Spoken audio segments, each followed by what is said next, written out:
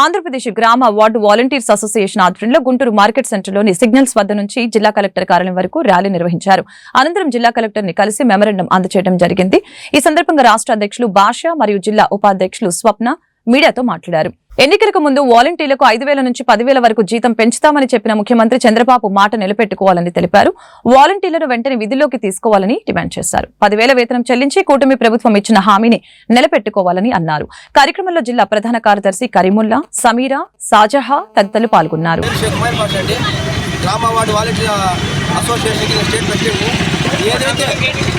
India government election ముందు volunteer హామీ ఇచ్చిందో ఆ హామీని ఈ రోజు కూడా నెరవేర్చకుండా మీరు వాలంటీర్లే కాదు మీకు జీవో లేదు, పుట్టని బిడ్డకి ఏ విధంగా పేరు పెట్టాలని స్వయాన మంత్రి డోలాపాల వీరయ్య మాట్లాడడం చాలా దారుణం. బిడ్డ పుట్టకపోతే నువ్వు ఎట్లా హామీ ఇచ్చావు? ఆ బిడ్డ పుట్టకపోతే ఆ బిడ్డకు 10,000 ఇస్తానని ఎట్లా చెప్పావు? ఆ బిడ్డ పుట్టకపోతే ఆ బిడ్డకి జగన్మోహన్ రెడ్డి డబ్బులు 5,000 ఎట్లా ఇచ్చాడు? ఎవరి బిడ్డకి ఇచ్చాడు జగన్మోహన్ రెడ్డి? చెప్పు సమాధానం. ఈ మంత్రి నేను ప్రశ్నిస్తున్నా. మంత్రి గారు, మీరు మా జిల్లానే, ఉమ్మడి జిల్లానే, మీరు ఒక డాక్టర్ గారు చదువుకొని బిడ్డ పుట్టలేదు, పుట్టని బిడ్డకి నువ్వు హామీ ఎట్లా ఇచ్చావయ్యా? బిడ్డని పుట్టకి నువ్వు 10,000 ఇస్తాను ఎట్లా చెప్పావయ్యా? మళ్ళీ నువ్వే అసెంబ్లీ సాక్షిగా జగన్మోహన్ రెడ్డి నామకరణం చేయలేదు, జీవో ఇవ్వలేదు, నేను నామకరణం చేసి జీవో ఇస్తామని చెప్పావు కదయ్యా. ఈ హామీ ఏమైపోయింది? ఇంతమంది మహిళమ్మ తల్లుల ఉసురుని కొట్టుకోబోతుంది, గుర్తుపెట్టుకోండి మంత్రి గారు. అలాగే చంద్రబాబు నాయుడు గారు 10,000 జీతం ఇస్తామని చెప్పి వాలంటీర్ వ్యవస్థని మోసం చేసి ఈరోజు 2,60,000 మంది వాలంటీర్లు వాళ్ళ కుటుంబ సభ్యులు ఇంటూ 4 వేసిన యావరేజ్గా 10 లక్షల ఓట్లు వేసుకొని 1,60,165 సీట్ల పైచీలకు మీరు గెలిచి ఈరోజు అధికారం ఏర్పరిచిన మీరు వాలంటీర్ కదని మాట్లాడతారా? 20 లక్షల ఉద్యోగాలు ఏ విధంగా ఇస్తారని నేను మిమ్మల్ని ప్రశ్నిస్తున్నా. 2,60,000 ఉద్యోగాలే మీరు కాపాడలేని వాళ్ళు ఈరోజు 20 లక్షల ఉద్యోగాలు ఇస్తారా? ఇది న్యాయం కాదండి. ఒక్కసారి మీరు ఒక తండ్రి లాంటి స్థానంలో ఉన్నారు ముఖ్యమంత్రి గారు, ఒక్కసారి మీరు పునర్పరిశీలన చేయండి. ఈరోజు ఇంతమంది మహిళమ్మ తల్లుల ఆవేదన మీకేం తెలుసు? ఈరోజు ఒకటి చెప్తున్నా, వీళ్ళకి తాగుబోతు భర్తలతో జీతాలు లేక కుటుంబ పోషణ భారమయ్యి గడిచిన 5 ఏళ్లలో ఈ జీతంతో బతుకుతా ఉంటే మీరు హామీ ఇచ్చి వాళ్ళని రోడ్డున పడేశారు. ఈరోజు 2,60,000 మంది వాలంటీర్లకి ఉరితాడు బిగించిన గవర్నమెంట్ ఉందంటే అది ఒక ఎన్డీఏ గవర్నమెంట్ ఉరితాడు బిగించింది. ఇప్పటికైనా మీ తప్పును తెలుసుకొని వాలంటీర్ వ్యవస్థని కొనసాగిస్తే మీకు పాలాభిషేకమే, లేదంటే మీ కుర్చీ కదిలించే బాధ్యత 2,60,000 మంది వాలంటీర్లు తీసుకున్నారని ఈ ప్రభుత్వానికి సవాల్ విసురుతున్నా.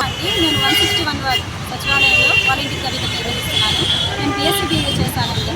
ప్రభుత్వం వాలంటీర్ వ్యవస్థను తీసుకొచ్చింది, జీవో ఇచ్చి తీసుకొచ్చింది. అంతకుముందు ఈ వాలంటీర్ వ్యవస్థ లేదు. జగన్మోహన్ రెడ్డి గారు జీవో ఇచ్చే కదండి ఈ వ్యవస్థను తీసుకొచ్చారు. ఇప్పుడు జీవో లేదని చంద్రబాబు నాయుడు గారు అంటున్నప్పుడు, జీవో లేనప్పుడు కొత్త జీవో మీరు ఇవ్వచ్చు కదా. ఇప్పుడు మీరు అధికారంలో ఉన్నారు కదా, ఏదైనా మీరు ఇప్పుడు చేయొచ్చు కదా. రెన్యువల్ అన్నది మీరైనా చేయొచ్చు కదా. ఆయన చేయలేదు, మీరు చేయండి, మీకు చిత్తశుద్ధి ఉందన్నారు. ఇదేనా మీ చిత్తశుద్ధి? పవన్ కళ్యాణ్ గారు, డిప్యూటీ సీఎం గారు, మీరు ఆడపడుచులు ఎంతమంది ఉన్నారమ్మా, మీరు మా అక్క చెల్లెళ్ళు అన్నారు. మీరు నిజంగా మీ అక్క చెల్లి లాంటి వాళ్ళకి ఇలాంటి అన్యాయం జరిగితే మీరు చూస్తూ ఊరుకుంటారా సార్? మేమందరం మీ ఆడపడుచులం కాదా? మీ అక్క చెల్లెమ్మ కాదా? ఆడవాళ్ళకి అన్యాయం జరిగితే నేను ఉంటానన్నారు. ఎక్కడున్నారు సార్? మీరే అన్యాయం చేస్తుంటే ఇంకెవరికి చెప్పాలి మేము? మీరు డిప్యూటీ సీఎంగా ఉన్నారు, జీవో లేదు, ఎలా కొనసాగించాలో అర్థం కావట్లేదంటే మీరు జీవో ఇవ్వడానికి మీకు ఎంతవరకు సార్? మీకు చేత కాదా? మీరు ఇవ్వగలరు, ఇవ్వాలంటే ఇవ్వగలరు. పుట్టని బిడ్డని మీరు చెప్తున్నారు. పుట్టని బిడ్డ చేత విజయవాడ వరదలు ఎలా పనులు చేయించుకున్నారు, ఎలా జీవాలు ఇచ్చారు? ఈ 6 నెలలు బిడ్డ పుట్టలేదని తెలిసినప్పుడు వేతనాలు వేస్తామని మీరు ఎలా చెప్పారు? ఎలా నిధి యాప్లో చూపించారు? మాకు శాలరీ బిల్స్ ఎందుకు పెట్టారు? మరి తర్వాత ఇప్పుడు మొన్న స్వచ్ఛతా హీ సేవా కార్యక్రమంలో వాలంటీర్లు రావాలి, మీరు ఇంటింటికి పాంప్లెట్స్ డిస్ట్రిబ్యూట్ చేయాలి, ప్రతిజ్ఞ చేయాలని చెప్పి వాలంటీర్లను సచివాలయ అడ్మిన్ల ద్వారా ఎందుకు పిలిపించారు? మీరు అటెండెన్స్ వేయాలని ఎందుకు చెప్పారు? విధుల్లోనే లేకపోతే అటెండెన్స్ ఎందుకు వేయమన్నారు? ఎందుకు శాలరీ బిల్స్ పెట్టారు? మమ్మల్ని ఇప్పటివరకు 5 నెలల వరకు ఎందుకు మభ్యపెట్టారు?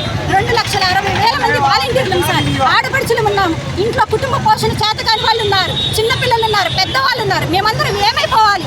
ఇలా మీరు కఠిన నిర్ణయాలు తీసుకొని చేదు వార్తను మా వాలంటీర్ల మీదకి వెదజల్లినప్పుడు మేమేమైపోవాలి? తీపి వార్త